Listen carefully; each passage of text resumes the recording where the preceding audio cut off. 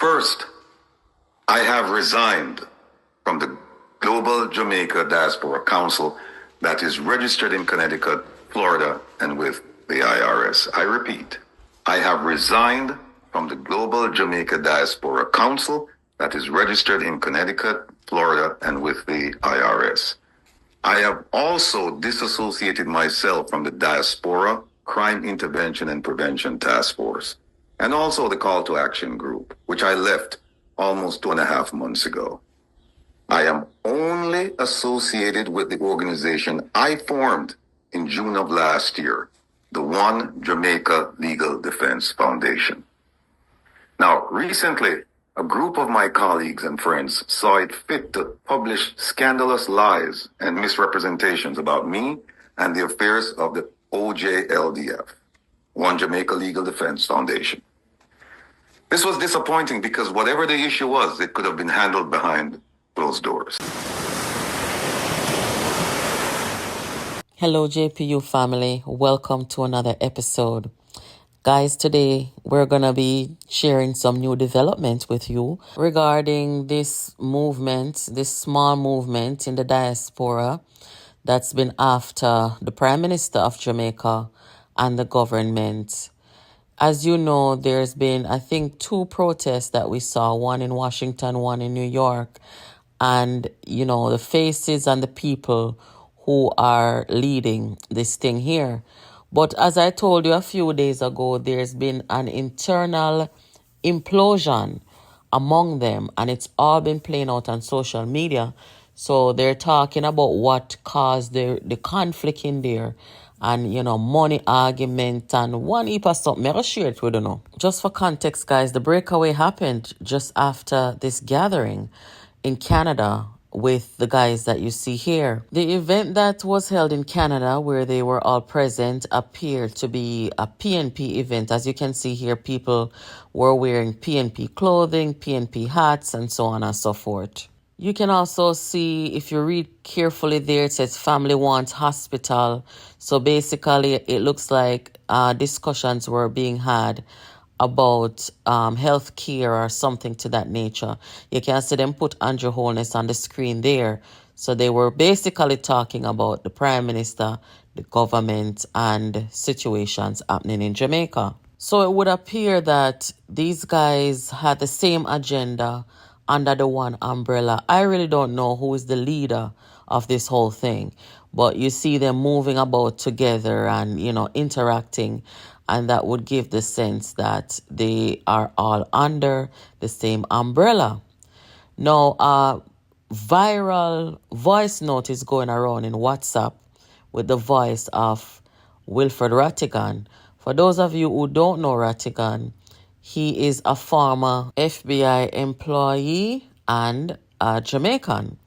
So Rattigan applied to be the police commissioner of Jamaica some years ago under the PNP government, and he did not get the position. Most recently, he brought a lawsuit against Jamaica's foreign minister, Kamina Johnson-Smith, and he did not win that lawsuit. Lawyers representing Smith said that Rattigan's lawsuit is of vexation and frivolous and otherwise abusive to the court process. So this brings us to the One Jamaica Legal Defense Foundation, which Rattigan is in charge of, according to him.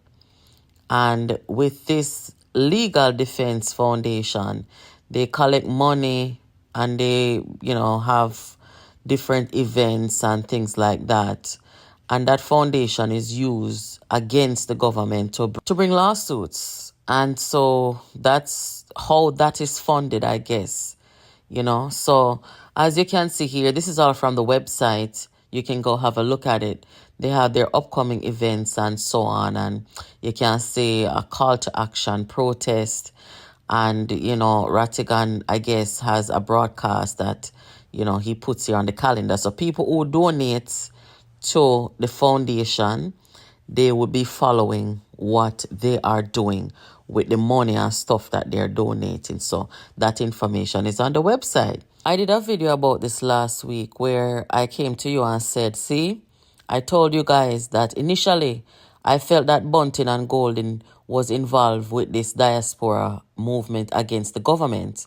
And when I heard the tell-all last week from one of the men among this diaspora little group here, so when me hear him come out and say one of them did attack to Bunting and them did want police commissioner position, me say, okay guys, see it here. What I said and felt initially that Bunting and Golding were involved and connecting to these guys, I was right. So here one of them come out now, come say it. Anyway, me go start play the recordings of them talking. And you listen for yourself, guys, and leave your comments. First protest. I started it, people. Give them the name. Tell them let's go on road. Everything that this group was doing before, nobody know of until we start hit the road. Talk the truth. Did you guys know about the One Jamaica Legal Defense Foundation before the call to action? Did you guys know about any other foundation that the group have with respect to everybody? I'm going to try to diminish no man role that they play in all of this. No, I won't do it. And what I see tonight is like diminishing each man's role by going deep and talk about Dr. Francis' friends who talk to, where Dr. Francis used to work with, and they must say Dr. Francis this and in hold on. Where you gone back there so far? This is a real character assassination for you to go back. Brother, we was working together as a group. How did it come to this? It was on my platform first. You had the chance to come out here. These two men are sort of do nothing bad. What them do? What these men do? What them do? Me just talk to the boatmen a while ago in a meeting. Boatmen, all the whole. You like this brother, I try to divide boatmen and talk about, say, Herb write letter and Dr. Francis and blah, blah, blah. It like they want, the brother turn, the man them get people. I want to understand the little childish play that is going on. We just watch tonight. Childish as hell, people.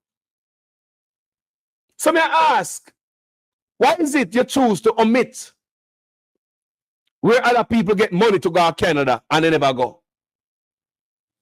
Why is it you choose to omit where you attack, never disclose so you get money from the same source where me get money from until me ask about it in a meeting? Because me plain and raw like that. That's why you can't take me, you know. That's why you not gonna like me. Come and challenge you. And you have a thin skin. Rose and Andrew Honest, you have an ego. Nobody must challenge. That's why I take on this moniker like Bogard, fearless leader. Same thing. Same concept. I want to challenge. It's like, you know, like I'm going to challenge you. That's why I ask you about the money. I never like that. If you never get money from the same man we give me money to. And why is it I'm the only one we come in the group and tell people about that and you did not? And when we bring it up, then you say, oh, what people give me money, I'm going to put them on envelope. What? Did they write down anything? They don't list what Herb talk about. These are the things that Herb talk about. For that all eyes are crossed, all T's. And some say, nothing now, Miss Herb yai. Una go like Herb a madman, a man senile. And that you try play to drag them and them character. These two men are great men. Let's talk to them tonight. I was recently told that Mr. Nelson, in a telephone conversation with an individual in Jamaica, stated that Dr. Francis was involved in the Green Bay massacre and also several killings in the Waterhouse area. Now, I have been told that there are victim families in the Olympic Gardens and Waterhouse areas who would like to meet with Dr. Francis to ask about the demise of their loved ones. I was also asked to broker this event, and I refused. Now, Mr. Nelson is at it again. He has visibility on the foundation's finances. And you remember when we did the telethon, that he sat there at his computer and he could tell you, oh yeah, we're getting money from this person, we get this amount, that amount. He had visibility on the account. Now he's been contacting people, including those who contacted us via Zelle. And in fact, some people even block him right now. And he's been telling people all kinds of story. He has even contacted an investigative reporter and gave that reporter information about his own friend, Dr. Francis. He threw Dr. Francis on the bus. Under the bus. I got this information this week. He threw him under the bus. Now, during again, people, got enough friends and family members to come listen. One time, during this spat with Mr. Nelson, with Dr. Francis. Yeah, during the time that he kicked him off of the task force and they had this breakup, Mr. Nelson came to me and told me that Dr. Francis was incompetent and untrustworthy.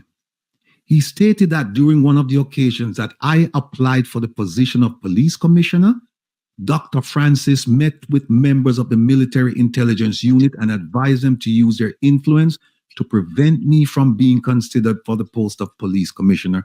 Why? Because I was uncontrollable and would cause problems. Imagine that.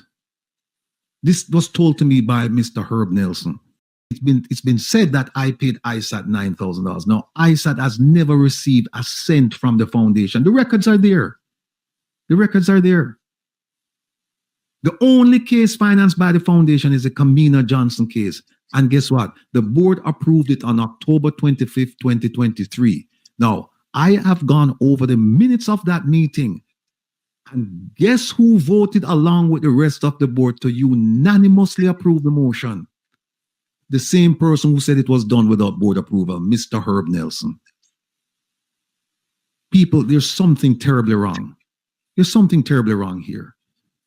When you can come out and say this happened, or feed people this information that I hired ISAT without board approval, and then I go back, I look at the minutes and I say that you were there at the meeting and you voted with the other 3 members.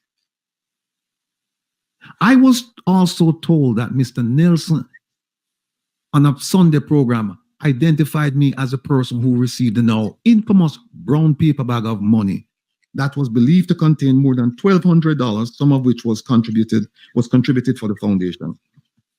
Let's talk about that. Mr. Nelson knew this to be false because he was present at the meeting that I called to determine the whereabouts of this brown paper bag. Why? A donor, a supporter told me that money went in. Days after, told me that a bag went around, money went in the bag for the foundation. And I said, I don't know anything about it. I called the meeting. Mr. Nelson was at that meeting. It was a meeting by phone. It was a call to action. Mr. Nelson was there when the person who took the bag claimed the bag as his because, as he said, the people them love me and my people and them want me to have the bag of money. Imagine that. We have a protest and one individual come there and say, well, all of the money we collect are my money. This unnamed person self-identified 2 weeks ago because when I mentioned it, I said a member of the group. And this unnamed member of the group self-identified as Jamaican Carlos. So Jamaican Carlos took the bag of money and he claimed that Dr. Francis knew about it and gave him permission to keep the money. That's between them. But to date, the foundation has not received $1 out of the brown paper bag. And I know of 4 people. I know 4 people put money in that bag for the foundation. So here's what's going to happen now. All of you who put money in that bag, you want to say something, Kevin?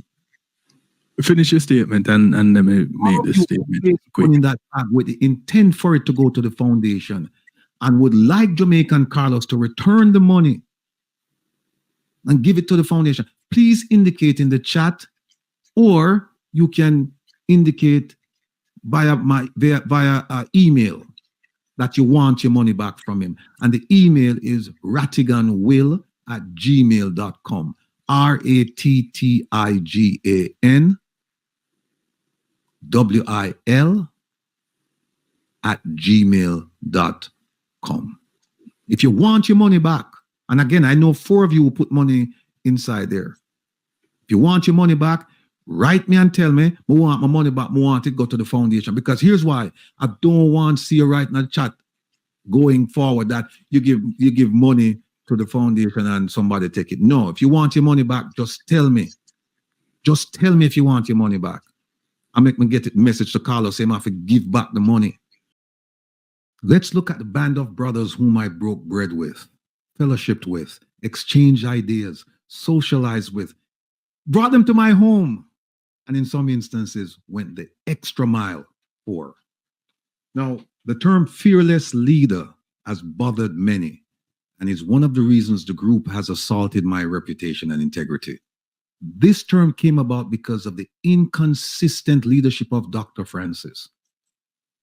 As I said before, Lonesome was the first Diaspora member in recent memory, in my memory, to file a lawsuit against the government.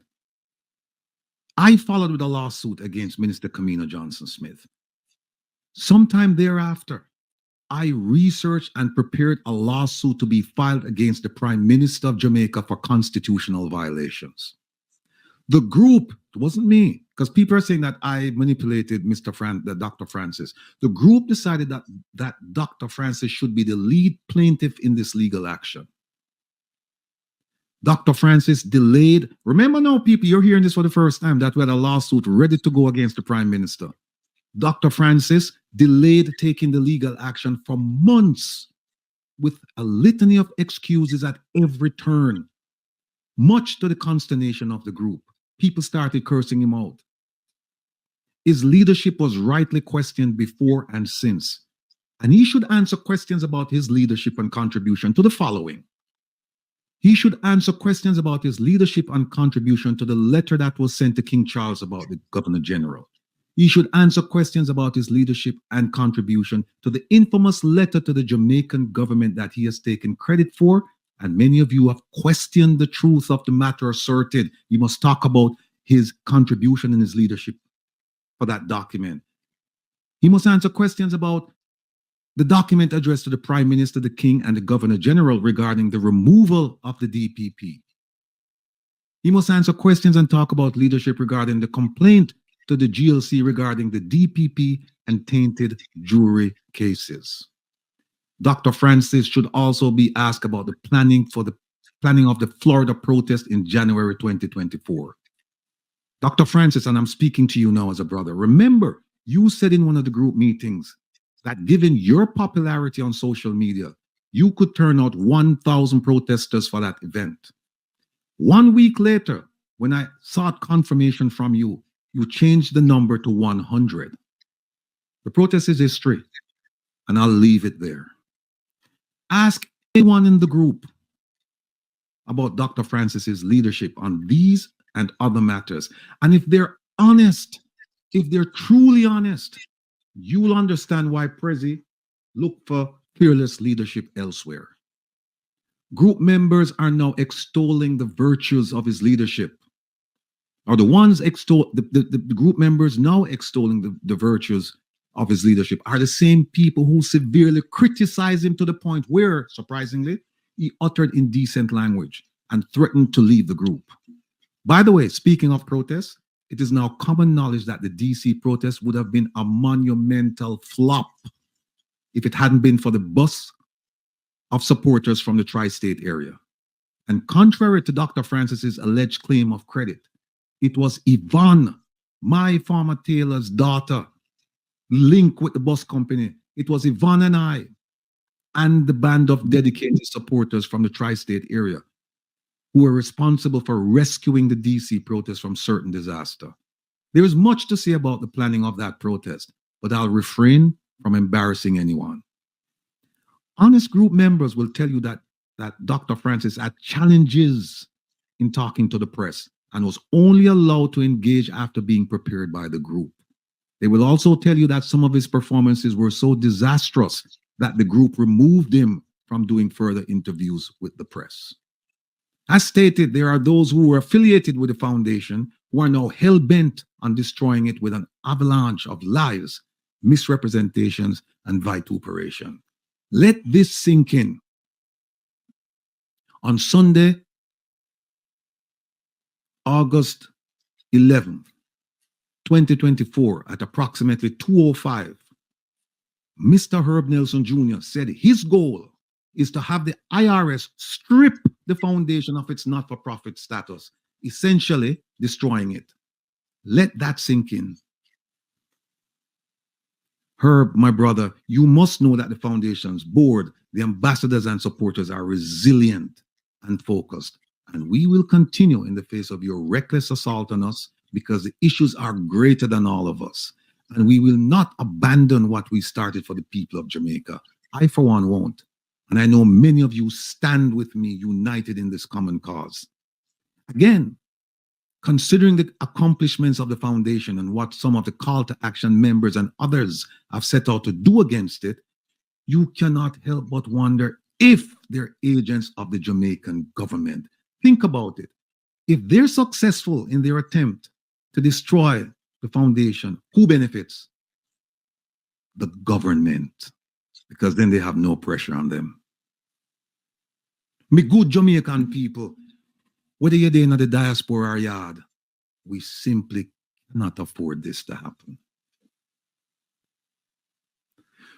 For those of you who have asked for clarification, a significant difference of opinion about a core issue caused me to resign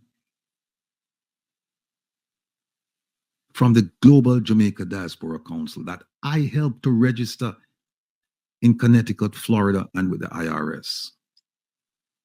A significant difference of opinion about a core issue caused me to cut ties with the task force and also caused me to depart the call to action group. Now, I wish them well with their future endeavors because I think at the end of the day, we're all moving in the same direction, and it's about holding governments, plural, this government, the next government, and as long as we live, PNP, JLP, UIC, it doesn't matter who's in charge. We're going to hold governments accountable. And I think at the end of the day, that's our goal. Whether they're on that side or we're on this side, the message is we have to hold government accountable. But we need to do more than just the message. We need to act. And the foundation is the only one that's been acting. Here is something to consider. While our brothers are focused on casting doubt on my integrity and reputation and destroying the foundation, the Global Jamaica Diaspora Council remains a name and a logo only. My sources tell me that there is no organizational structure, no financial stream, no representatives, no defined and established policy goals and objectives. That's where their focus should be. And by the way, the task force is still waiting to become a viable and influential organization. Okay, guys, so I cannot be the only one thinking this. I don't know if you guys know anybody who has worked for the federal government or the FBI. I know a few people, and, they have a certain decorum about them and a certain standard of, conduct. And I cannot understand how Rattigan, who was a former member of the FBI, him and them had a falling out and, all sort of something. You can go Google that. But a man like Rattigan, who was a member of the FBI, to be entangled in this thing here and accusing people of being involved in murder publicly. No, guys, me have to take bad things make laugh. Sorry. But me not understand what go on, guys. How can somebody like Rattigan be entangled in a situation like this on the internet? Somebody who wanted to be the police commissioner. Aren't you wondering to yourself if it was the right decision that the PNP made when they did not give him that post to be the commissioner? In my opinion, my humble opinion, me not try to get involved in them passa, but it seems to me like just a group of men, some more egotistical than the other. They're trying to get one-upsmanship on each other because they fell out or because something didn't go their way. That is how it appears to me, And I take note of the fact that there's no women among them, With some women in the mix, maybe them could have said, all right, you know how women are always the one to kind of bring the calm, although them can bring the damn storm too. But it's just a group of men within the same age group, egos are colliding and it's ridiculous. Anyway, guys, leave your comments down below. Let me know what you think. Guys, let me know if these guys have any credibility now after they have allowed the media and the world to say what they have become. And they call themselves a set of people who were going after the government on integrity. When you have them fighting about money and paper bag, brown paper bag and money and money. And to make matters worse, it was obvious that the opposition was involved with them, trying to align themselves with anybody who has a problem with the government. Here we see PNP Member of Parliament Tony Hilton speaking with them on the YouTube platform. Peter Bunting was also a guest on the program a few weeks ago too. We're having a Diaspora conference coming up in Jamaica. We have, as you know, there's another one being staged by a group that is not happy. Anyway, guys, this is it for this upload. Leave your comments and make sure you're keeping it locked here to Jamaica Politics Uncovered. Make sure you're subscribed and you have your notification on so that you don't miss a beat. This is where you get all your political news, reviews, updates. Catch you in the next video.